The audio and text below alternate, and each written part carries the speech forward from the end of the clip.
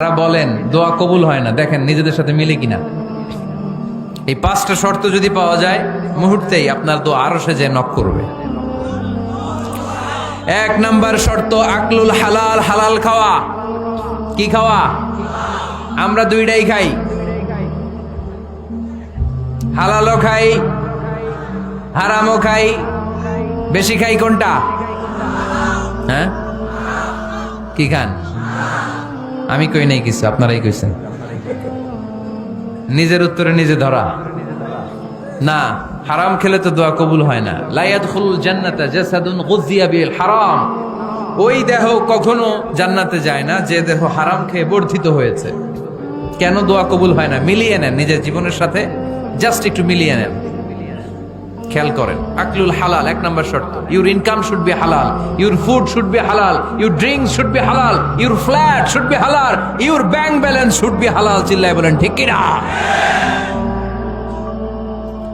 এক লোক কাবার চারপাশে শুধু দোয়া করে, ইয়া রব, ইয়া রব, ও আমার রব, তুমি আমারে মাফ করে দাও, তুমি আমারে মাফ করে দাও। এই সাহাবীর কান্নাকাটি দেখে, এই লোকের কান্নাকাটি দেখে অন্য সাহাবারা বলল, আজকের সব সওয়াব এই লোকে নিয়ে যাবে। সব সওয়াব তো আজকে ওনার। এর দোয়া কবুল। আল্লাহর হাবিব বললেন, ওয়া মাতআমুহু হারাম, ও যা খায় হারাম খায়। ওয়া মাশরাবুহু হারাম, যা পান করে হারাম। মালবাসুহু হারাম, তার ড্রেস আপ এটা হারাম টাকা থেকে আসে। ফাআন্না ইউস্তাজাবু লাহু, কেমন করে আল্লাহ ওর দোয়া কবুল করবে? আল্লাহ ঠেকা পড়ছে নাকি? ইন্নাল্লাহা তাইয়্যিব লা ইয়াকবালু ইল্লা তাইয়্যিবা। আল্লাহ নিজে পবিত্র, আল্লাহ পবিত্র ছাড়া কোনো অপবিত্র জিনিস গ্রহণ করেন না। জিহাদের ময়দানে একজন সাহাবী ছিল, সর্বপ্রথম তীর মেরেছিল। নাম কে বলতে পারবে?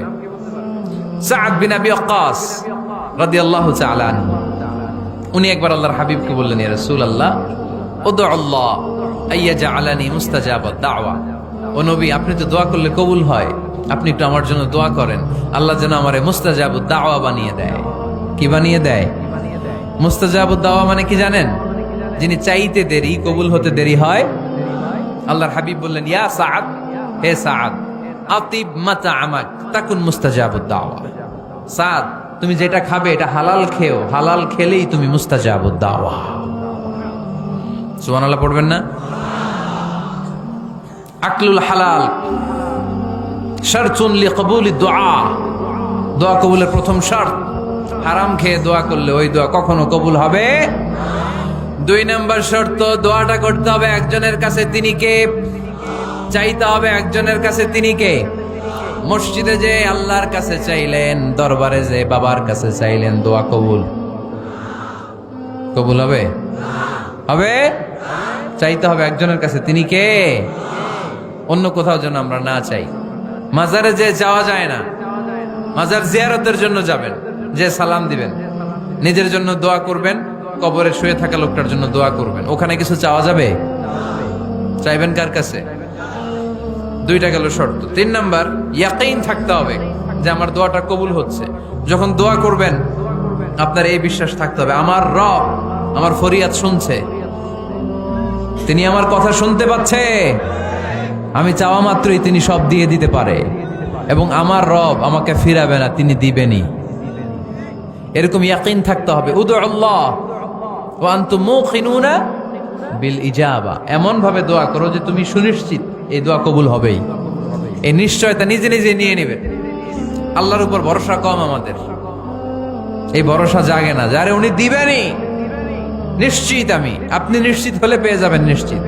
আপনার মধ্যে যদি সন্দেহ, হায় রে কবুল হয় না, না হয়, ওই দোয়া জীবনও কবুল হবে না। ঠিক কিনা? চার নাম্বার শর্ত, আসসালাতু আলা রাসূলিল্লাহ, আল্লাহর হাবিব সাল্লাল্লাহু আলাইহি ওয়াসাল্লামের উপর দুরূদ পড়া। কুল্লু দুআ মাহজুব মাওকুফুন বাইনাস সামাই ওয়াল আরদ। আমরা যা দোয়া করি সব আকাশ জমিনের মাঝখানে পেন্ডিং হয়ে থাকে। মা লাম ইউসাল্লা আলাইহি, আল্লাহর হাবিব বললেন, যতক্ষণ না আমার উপর দুরূদ শরীফ পড়া হয়। আওয়াজ করে সবাই পড়েন, সাল্লাল্লাহু আলাইহি ওয়াসাল্লাম। আল্লাহর হাবিব সাল্লাল্লাহু আলাইহি সাল্লামের উপর দুরূদ না পড়লে ওই দোয়া কঠিন কালে আল্লাহ কবুল করেন। আকাশ জমিনের মাঝখানে পেন্ডিং। মেসেজ করেছেন আপনার বন্ধুকে, আপনার মোবাইলে টাকা নাই, মেসেজটা কি হয়ে থাকে? পেন্ডিং, তাই না? যখনই টাকা ঢুকাবেন সাথে সাথে সেন্ট, আপনার সব দোয়া পেন্ডিং হয়ে আছে আকাশ। আজকে দুরুদ করে দিবেন সব সেন্ট মুআল্লাক, সব ঝুলে থাকে। মাহজুবুন মুআল্লাকুন বাইনাস সামাই ওয়াল আরদ। মনে থাকবে ভাইরা। 5 নাম্বার সর্বশেষ শর্ত হলো মুওয়াফাকাতুদ দুআই বিদ-দাওয়াব। শুধু দোয়ায় কাজ হয় না, দোয়ার সাথে মাঝে মাঝে দাওয়ারও দরকার আছে না নাই? দোয়াও লাগবে, দাওয়াও লাগবে, ঠিক কিনা? আপনার ছেলের জন্য আপনি দোয়া চাইতে আসলেন, হুজুর দোয়া করেন। অনেকে কলম নিয়ে আসে আমাদের কাছে, কলম। আমি ভাবছি আমারে গিফট করবে, পরে কয় না, গিফট না, ফুদিয়া দেন। ফুদিয়ে দেন কেন? আমার ছেলের পরীক্ষা, আপনার ফু পাইলে গোল্ডেন এ প্লাস। আমি কই সর্বনাশ, লেখাপড়া না করলে ডবল জিরো পাবে, দোয়ায় কাজ হবে না। আগে পড়াশোনা করতে হবে, তারপরে দোয়ায় কাজ হবে, ঠিক কিনা? দোয়াটা ভ্যালিউ অ্যাড করে, ইট অ্যাডেড দ্য ভ্যালিউ। কিন্তু আগে লাগবে লেখাপড়া, আগে লেখাপড়া। অসুস্থ হয়েছেন, খালি দোয়া চাইতেছেন। চিকিৎসা নেয়া বড় সুন্নাহ। আল্লাহর হাবিব সাল্লাল্লাহু আলাইহি ওয়াসাল্লাম অসুস্থ হলে চিকিৎসা নিতেন। সুবহানাল্লাহ পড়েন। দোয়ার সাথে দাওয়া লাগবে। এক ছেলে পীর সাহেব হুজুরের কাছে দোয়া চাইছে, হুজুর আমার সন্তান নাই, আল্লাহ যেন একটা ছেলে দেয়, দোয়া করেন। হুজুর দোয়া করছে, ছেলে হয় নাই।